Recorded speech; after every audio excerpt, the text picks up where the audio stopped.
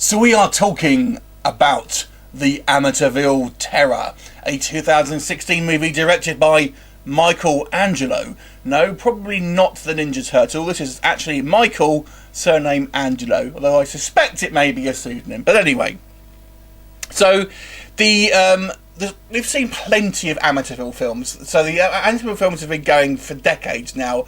I think probably a lot of people will be familiar with the Ryan Reynolds kind of remake of the original film.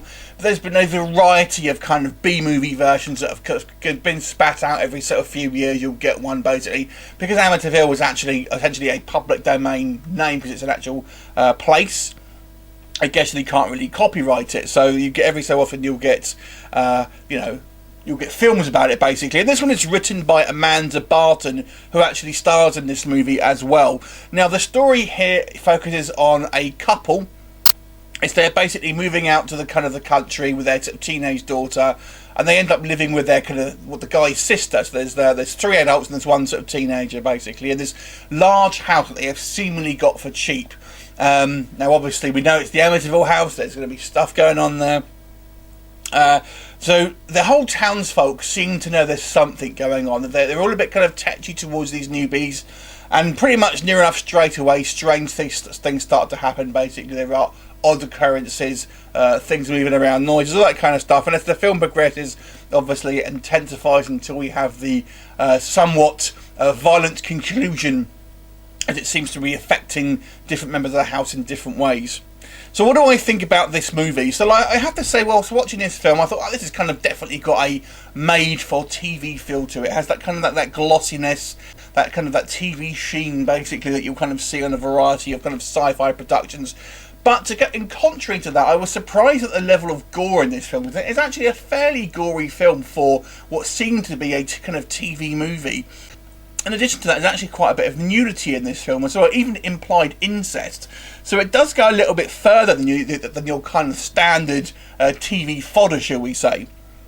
The main thing I have with this film is I think it gets a little silly.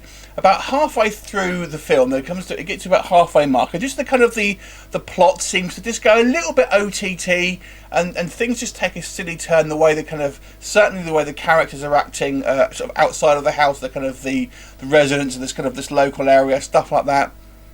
And there's a big fire at a kind of like a mechanic's garage, and at that point I feel it kind of just gets a little bit silly, but it's still a kind of fun movie, I have to say, even though this is a little cheesy, and certain plot points seem to be kind of like started and then just completely forgotten about.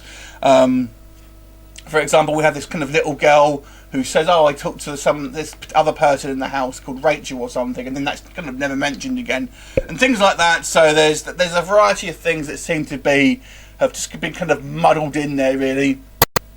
So we're given a variety of different kind of like backstories and things like that have actually happened in this place. So it seems a little bit muddled, a little bit kind of cobbled together. Maybe it was a kind of quick shoot or something, and it just seems to be, just a little bit sort of hashed together, to be honest with you. But I have to say, I still kind of found it quite fun. I find the characters kind of quite likeable. And like I said, there is a reasonable amount of different things that are kind of going on here. There's some fairly good kind of like makeup effects, some good prosthetics. It's more violent than I was expecting. And like I said, there is it has a somewhat more of an adult edge to it as well. So overall, I have to say, even though I didn't think this was a particularly memorable sort of haunted house film, I would say it's probably slightly above average. Now, obviously, it says it's based on true events. That's a grain of sand on the beach level of kind of truthfulness, I would say, with this one. But overall, it's still quite a fun film. If you're a haunted house fan, I think you can do worse with this one. 6 out of 10 for me. Have you seen it? What did you think of it? Leave me comments, and I'll look forward to you next time. Bye for now.